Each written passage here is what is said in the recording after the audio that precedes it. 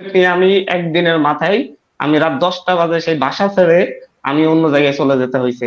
কারণ আমি জানতাম যে বাধ্য করে আমাকে ওখানে নিলে আমাকে বসিয়ে তারা একটা নাটক সাজাবে, যে নাটকটা আমাদের সমন্বয়ক সিনিয়র সমন্বয়কদেরকে নিয়ে সাজাইছে ডিবি অফিসে নিয়ে, যে আন্দোলন প্রত্যাহার করতেছে। তো স্বীকারই করা নাই যে এখানে হত্যার শিকার হয়েছে শিক্ষার্থীরা। সেই জায়গা থেকে তারা কি হিসাবে মানে কোন বিবেচনায় রাষ্ট্রীয় শোক পালন করে? আজকে আপনারা দেখেছেন বাংলাদেশের ছাত্র শিক্ষক বুদ্ধিজীবী জনতা প্রত্যেকেই এর প্রতিবাদ জানিয়েছে। তারা তাদের ঘরে, জানি না মানে বিশ্বের কোথাও কোন রাষ্ট্রে কোন স্বৈরতান্ত্রিক রাষ্ট্রে এমন উত্তর কোরিয়াও কখনো হয়েছে কিনা যে হচ্ছে স্নাইপার দিয়ে হেলিকপ্টার দিয়ে গণহারে গুলি করে মানুষের উপর গুলি করা হয়েছে। পরিস্থিতি সম্পর্কে কি বলবো, সব তো আপনারাই দেখতেছেন। আসলে দেশে একটা মনে হয় যেন যুদ্ধাবস্থা বিরাজ করতেছে। যেখানে যাই সেখানেই ট্যাঙ্ক, যেখানেই হাঁটতে যাচ্ছে সেখানেই বিজিবি র্যাব, যেখান থেকে ইচ্ছা যাকে ইচ্ছা তুলে নিয়ে যাচ্ছে, গুম করে দিচ্ছে। মন চাচ্ছে যে হচ্ছে আমি 39 ঘন্টা পর সামনে আনবো, 39 ঘন্টা পর সামনে আনতেছে। যাই মন চাই, মানে দেশে কোনো আইন বিচার ব্যবস্থা বলতে কিচ্ছু নেই। মেইনলি হচ্ছে আজকে আমরা স্বাধীনতার পাই 53 বছর পরে এসে আমরা এখানে স্বাধীনতাকে খুঁজতেছি। আমরা তরুণরা যখন হচ্ছে কোন একটা যৌক্তিক দাবি নিয়ে রাজপথে নামি, তখন আমাদেরকে মানে দমন করার চিন্তা করা হয় কিভাবে, মানে হচ্ছে রাষ্ট্রের জায়গা থেকে এটা কিভাবে আসে সেটা মাথায় ধরে না। আমি তখন বলছিলাম যে হচ্ছে আমাদেরকে যখন সংলাপের জন্য ডাকা হয়েছিল সেদিন আমাদের 3জন সমন্বয় সহ সমন্বয় যদিও গিয়েছিলেন, আমাকে ডিবি অফিস থেকে ফোন দেওয়া হয়েছিল যে হচ্ছে আপনারা আসেন, মন্ত্রী মহোদয়া কথা বলবেন। আমি ওনাকে বলছিলাম যে হচ্ছে মন্ত্রী মহোদয়ের সাথে কথা বলার জন্য আমরা এর আগে বারবার বলেছি, এখন আজকে 150 স্টুডেন্ট মারা যাওয়ার পরে আপনারা আমাদেরকে সংলাপের জন্য আহ্বান করতেছেন কেন? এই সংলাপের জন্য কি আমাকে একটা স্টুডেন্টের মৃত্যুর আগে ডাকা যেত না? আমরা আলাপ আলোচনা করতাম, একটা সিদ্ধান্ত নিতাম। ওনারা আমাদেরকে কোনো প্রত্যুত্তর দেন নাই।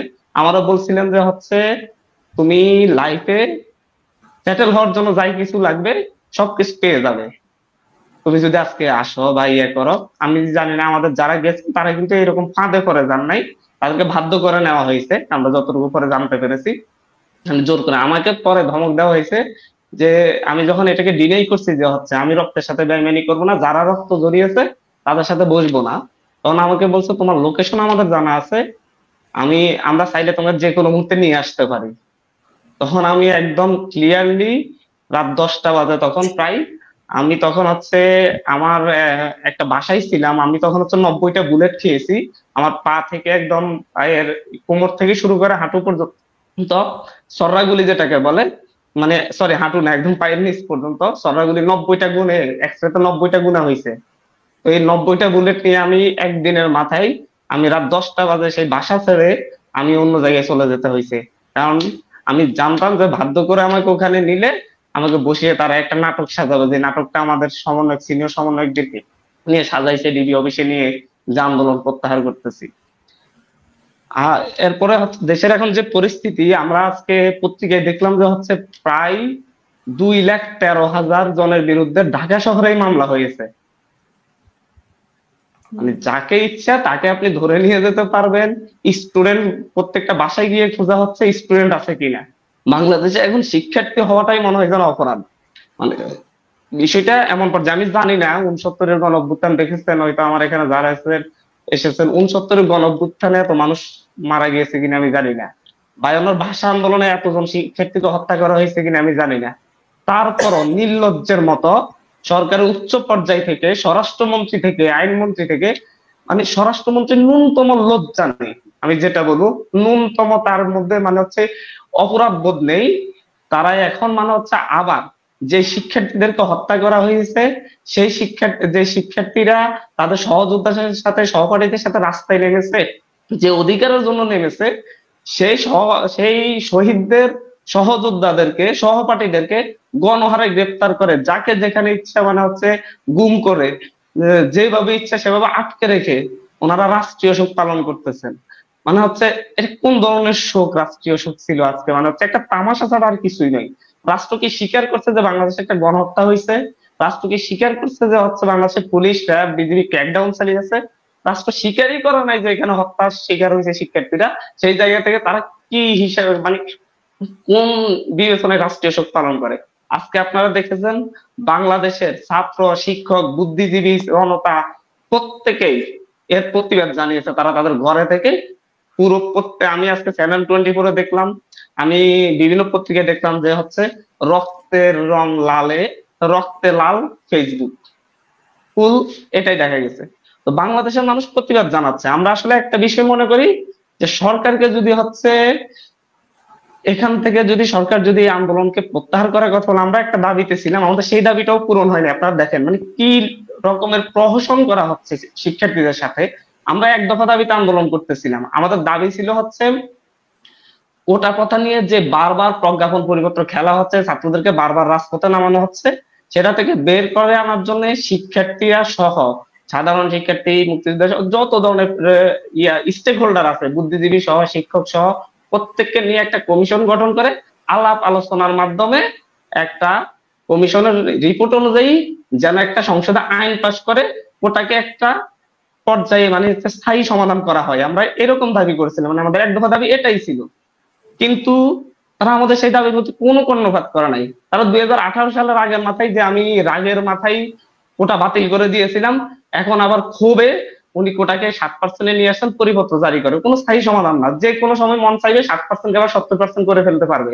কারণ এটা হয়তো যে যদি গভর্নমেন্টের উপর যদি বিশ্বাসটা শিক্ষার্থীদের থাকতো তাহলে ঠিক আছে, না গভর্নমেন্ট 7% আনছে আমরা মেনে নিচ্ছি, বাট গভর্নমেন্ট তো সেই বিশ্বাসটা রাখে নাই। গভর্নমেন্ট 2018 সালে বাতিল করে, 24 এসে বলতেছে আগের মাথায় বাতিল করেছি। এখন উনি কোন ক্ষোভে বাতিল করেছেন সেটা তো আমরা জানি না। একটা ক্ষোভের কারণে যদি এখন বাতিল করে থাকে, আবার 2028 সালে এসে আবার আমাদের পরবর্তী প্রজন্ম যারা ঢাকা বিশ্ববিদ্যালয় এই শিক্ষার্থী থাকবে, তারা তখন আবার যখন হচ্ছে তিনি মনে করেন যে আমি তো ক্ষোভের মাথায় তখন করেছিলাম, এখন আবার তাহলে এটাকে বাড়াই আনি বা হাইকোর্টকে ব্যবহার করি, যা কিছু ইচ্ছা তাই করি, তখন আবার শিক্ষার্থীদেরকে রাজপথে নামতে হবে। এখন প্রায় 1000 সাধারণ মানুষরা শিক্ষার্থীরা জীবন দিয়েছে, তখন আবার মনে হয় হচ্ছে হয়তো 2000 জীবন দিতে হবে। মানে এই রাষ্ট্রটাকে এমন একটা পর্যায়ে নিয়ে যাওয়া হয়েছে। আমি ক্ষোভের জায়গা থেকে বলতেছি, আমার জন্ম 2000 সালে, স্বাধীনতার 30 বছর পরে বাংলাদেশের রাষ্ট্রটাকে এমন একটা বিভাজনে বিভাজিত করা হচ্ছে শুধুমাত্র ক্ষমতাসীন দলের ক্ষমতাসীন দলের সুবিধাভোগীরা, যারা ক্ষমতাসীন দলকে সার্ভ করতে পারবে, যারা লাঠি সোটা নিয়ে হামলা করতে পারবে, তারাই এই দেশের দেশপ্রেমিক। আর কেউ দেশপ্রেমিক না, প্রত্যেকে রাজাকার, প্রত্যেকেই মানে হচ্ছে দেশদ্রোহী। এটা মানে হচ্ছে আর বিশ্বের কোন রাষ্ট্রে এরকম নির্লজ্জতা, এরকম মানে হচ্ছে একটা তরুণ প্রজন্মকে স্বাধীনতা, আমরা যারা আন্দোলন করছি কারোরই স্বাধীনতার মানে হচ্ছে 25 বছর পরে জন্ম হয়েছে, কারোরই এর আগে হওয়ার কথা না। মানে যারা আন্দোলন করেছে তারা নাকি স্বাধীনতা বিরোধী, রাজাকারের পেটা। মানে এইসব বিষয়টাকে গভর্নমেন্টকে মানে এইসব বিষয় প্রত্যেকটাকে করতে হবে, একটা জাতীয় সমাধানে আসতে হবে। এবং তাদেরকে যে অপরাধ করেছে শিক্ষার্থীদের উপর গণহত্যা চালিয়ে আপনার যুদ্ধাস্ত্র ব্যবহার করা হচ্ছে, আপনি কখনো মানে হচ্ছে আমি জানি না মানে বিশ্বের কোথাও কোন রাষ্ট্রে কোন স্বৈরতান্ত্রিক রাষ্ট্রে এমন উত্তর কোরিয়াও কখনো হয়েছে কিনা যে হচ্ছে স্নাইপার দিয়ে, হেলিকপ্টার দিয়ে গণহারে গুলি করে মানুষের উপর গুলি করা হয়েছে। চাঁদে একটা বাচ্চা খেলতে গিয়েছে 4 বছর বয়স, তাকে গুলি করে মেরে ফেললো। বারান্দায় দাঁড়িয়ে বারান্দা ঝাড়ু দিচ্ছে, সেখানে একজন মানে গুলি লেগে মারা গেল। একটা পুলিশ অফিসারের কথা বলি, প্রথম আলো রিপোর্ট করছিল যে হচ্ছে একজন পুলিশের এসআই পর্যায়ের মনে হয়, উনি যাত্রাবাড়ি বাসা, ওনার ছেলে সেখানে আন্দোলনে গিয়েছিলেন। আন্দোলনে যাওয়ার পরে ওনার ছেলে খুঁজে পাচ্ছিল না, ঢাকা মেডিকেল এসে লাশ খুঁজতেছিলেন। লাশ মানে হচ্ছে খুঁজতে পেয়ে পাচ্ছিলেন একটা ছবি নিয়ে, তারপর একজন বললো যে লাশ ঘরে গিয়ে দেখেন। লাশ ঘরে গিয়ে দেখলো, দেখে ছেলেটার বুক ঝাঁঝরা অবস্থায় দেখলো। তখন তার সিনিয়র অফিসার তাকে ফোন দিয়েছে যে হচ্ছে কি অবস্থা, সে বললো স্যার আমার ছেলেটা তো নেই। একটা ছেলেকে মারতে কয়টা গুলি লাগে? মানে বাংলাদেশে এমন পুলিশি রাষ্ট্র কায়েম করা হয়েছে, পুলিশ তার নিজের সন্তানকে সেভ করতে পারে নাই এবং তার সন্তানের গায়ে মানে হচ্ছে বুক ঝাঁঝরা করার মতো গুলি নিক্ষেপ করা হয়েছে। রাজশাহী রাজশাহীতে একটা ঘটনার দেখলাম যে হচ্ছে লাশ নিয়ে স্টুডেন্টরা মিছিল করতেছে, যখন লাশের মানে হচ্ছে কফিন মিছিলে যখন হচ্ছে তারা গুলি করতেছিল, সবাই যখন বিচ্ছিন্ন হয়ে গেল, সেই গুলির পুলিশ বাহিনী সেই গুলিগুলা ওই লাশের উপর নিক্ষেপ করছে। বাবা দূর থেকে দেখতেছিল, সন্তানের বাবা, যে হচ্ছে আমার মানে একটা লাশের উপর তাদের নির্মমতা। এই ভয়ঙ্কর পরিবেশ মানে হচ্ছে এখন আমাদেরকে, আমরা বলবো যে আমরা এখন আরেকটা লড়াই করতেছি, বৈষম্যহীন রাষ্ট্র, আইন বিচারহীন যে একটা রাষ্ট্র কায়েম করেছে, এটা থেকে পুরো জাতিকে মুক্ত করতে হবে। শুধু এখন ছাত্রদের আন্দোলন না, শিক্ষক, জনতা, শিক্ষার্থী, বুদ্ধিজীবী, আইনজীবী, বিচারপতি, পুলিশ বলেন এবং প্রত্যেককে এখন রাজপথে নামার সুযোগ হয়েছে, প্রত্যেককে এখন এসে দাঁড়াতে হবে। কারণ এরপরে যে কেউ এইবার যদি আমাদের ছাত্র আন্দোলন ব্যর্থ হয়, বাংলাদেশ আর আলোর মুখ দেখবে না, বাংলাদেশের মানুষ একদম পথ হারাবে, আমরা এটা বিশ্বাস করি। আমরা সবাইকে সাথে চাচ্ছি। আমরা এখন একটা পর্যায়ে এসে আমরা 9 দফা দাবি করেছি। এখন আমাদের দাবিগুলোকে আপনারা খণ্ডন করুন যে আমাদের এই দাবিটা অযৌক্তিক। আমরা সরকারকে ডিরেক্টলি মানে হচ্ছে চ্যালেঞ্জ করার আহ্বান করতেছি, আপনারা আমাদের 9 দফা দাবিকে খণ্ডন করুন যে এই দাবিটা অযৌক্তিক এবং এই কারণে অযৌক্তিক, আমরা মেনে নিব। বাট আপনি খণ্ডন করবেন না, আপনারা স্বেচ্ছাচারিতা করবেন এবং হচ্ছে আমাদের উপর দমন পীড়ন চালিয়ে যাবেন, এটা আর মেনে নিব না। এটার জন্য প্রতিরোধ হবে এবং আমরা সবাইকে নিয়ে প্রতিরোধ করবো, ছাত্র শিক্ষক জনতা সবাইকে নিয়ে। আপনাকে খণ্ডন করতে হবে এবং এই দাবিগুলো মানবেন কিনা ক্লিয়ার কাট কথা বলতে হবে। কোনো ধরনের উদ্যোগ কথা নেই যে প্রধানমন্ত্রী দেখছেন, হুইচ প্রধানমন্ত্রীর নির্দেশে গুলি হয়েছে, প্রধানমন্ত্রীকে আগে ক্ষমা চাইতে হবে, তার প্রশাসনে এই লেভেলের ক্র্যাকডাউন কেন চালিয়েছে, তারপরে বাকি কথা হবে। প্রধানমন্ত্রী দেখবেন কি আগে উনি ক্ষমা চেয়ে তারপর উনি দেখুন এই ধরনের ক্র্যাকডাউনের জন্য। আমাদের স্পষ্ট বার্তা এটা। আর এই ক্ষেত্রে বাংলাদেশের জনমত গঠিত হয়েছে, সারা বিশ্বে জনমত গঠিত হচ্ছে এবং এটা চলতে থাকবে।